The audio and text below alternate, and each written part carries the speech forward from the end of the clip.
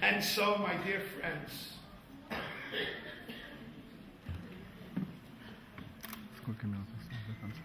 the Kabbalah asks the question, why is it that children don't bear grudges and adults bear grudges?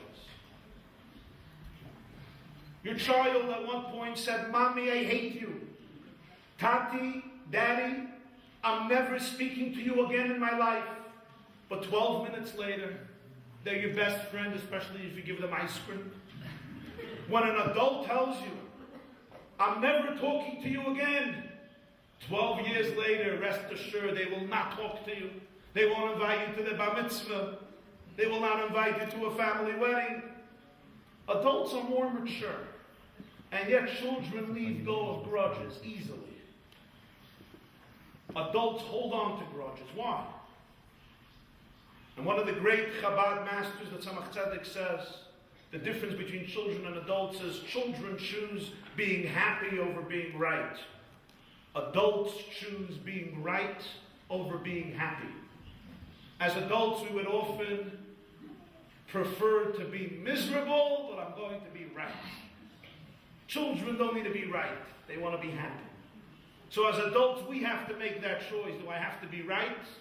Or can I be vulnerable? Can I say I'm sorry? Can I be accountable? Can I be honest about my emotions? Even though I'm not right. But the real question is, how? How? What can be done to inspire better relationships, healthier families? When Golda Meir became the Prime Minister of Israel, she penned a letter to Henry Kissinger, who was the Secretary of State of the U.S. Mr. Kissinger, I look forward to a very close working relationship with you. He writes back, Dear Mrs. Meir, let me specify my priorities. Number one, I am an American citizen. Number two, I am Secretary of State of the U.S., not of Israel. Number three, I'm Jewish. Golda Meir says, wow. That's the reason I look forward, Mr. Kissinger, to a very close working relationship with you, because here in Israel we read from right to left.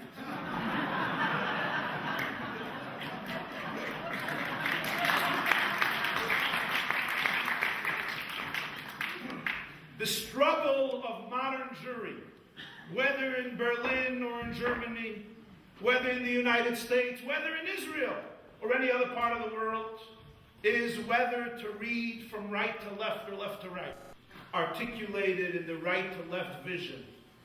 During 4,000 years of Jewish history, there was something the Torah, the rabbis, the sages, the leaders understood. Why is the Jewish family still strong today? There were certain secrets they understood.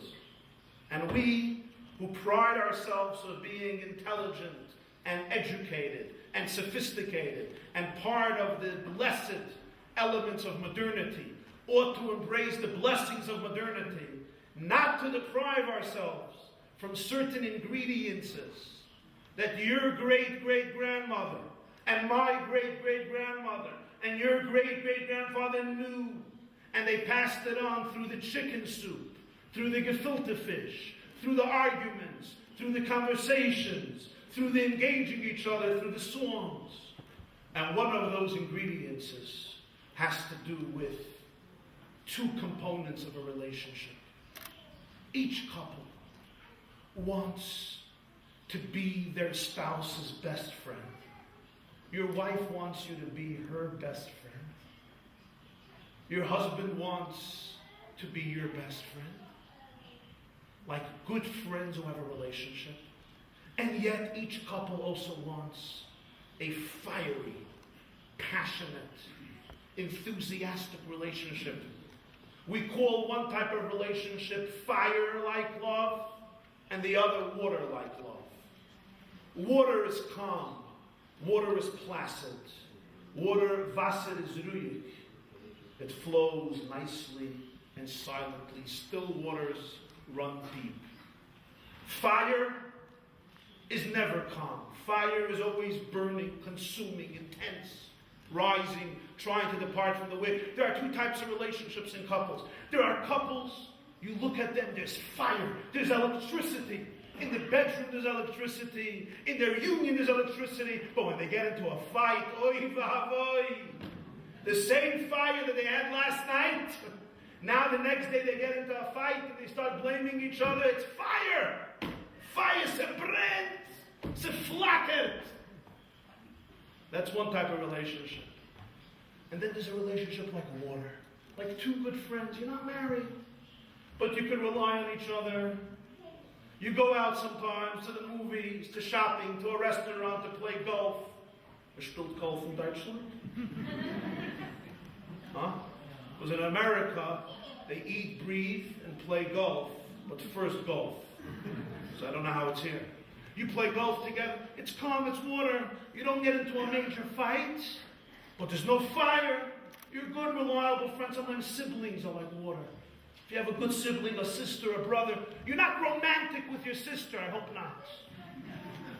You're not romantic with your brother, I hope not. But we love our siblings. We love them calmly. We can rely on them. It's consistent. Couples want both. We want the fiery relationship, the romantic, explosive, enjoyable relationship, and we also want the friendly, calm, placid, consistent relationship. The problem is fire and water cannot coexist. Can they? No scientist, not even German scientists, have developed a thesis of how combining fire and water, either the water extinguishes the fire, or the fire dries the water. So some couples have it the fiery way. They go up and they go down. It's great, and then it's horrible. And some couples are just like business partners. Meret nicht, betracht nicht. You don't think too much. You're half blind, you're half deaf. You just make a peace treaty, you get along. You know, there's the border between America and Canada. There's the border between Israel and Syria. Two types of borders. Came Judaism and said, a relationship needs both, but fire and water can't coexist. So what did the Torah say?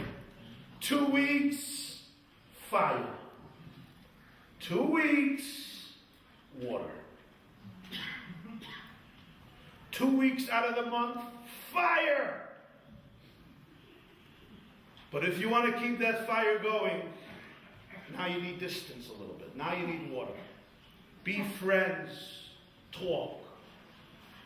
Respect each other's space. And here we come to yet a deeper point. One of the most difficult stories in all of the Bible is Jacob's marriage. And it's in this week's portion, which is going to be read on Saturday on Shabbat. You know what happens? Jacob falls in love with a woman named, anybody remembers? Rachel, beautiful woman. The night of the wedding, what happens? Her father switches her with her older sister named Leah. She's covered. He doesn't see her. The wedding finishes. They go to the tent. It's before Edison's days. There's no electricity. Don't ask me why nobody lit a candle. He goes into the tent. He consummates the marriage with Leah. Dawn breaks. Sun rises. He takes a look. Whoops. It's the wrong one. The nicht richtige Frau. Imagine. I'm going to ask the men, imagine that happened to you. You get married, you go home, you consummate the marriage, you wake up in the morning, you take a look on your left side, you see your mother-in-law. What would you feel like? What would you feel like? Your sister-in-law, Shine, Grace Gedilla. A Galik.